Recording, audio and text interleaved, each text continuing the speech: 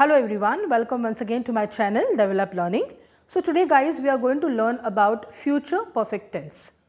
Now what do you mean by future perfect tense? That means any action which is planned for future, that may be tomorrow, at that particular time it is going to get completed.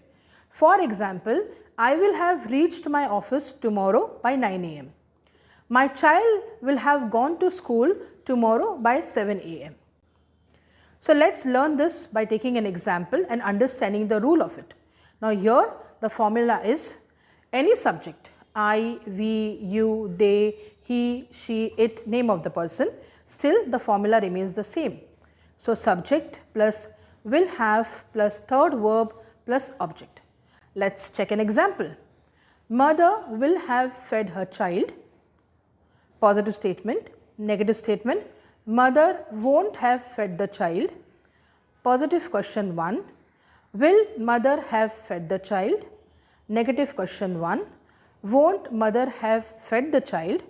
Positive question 2. When will have mother fed the child? Negative question 2. Why won't have mother fed the child?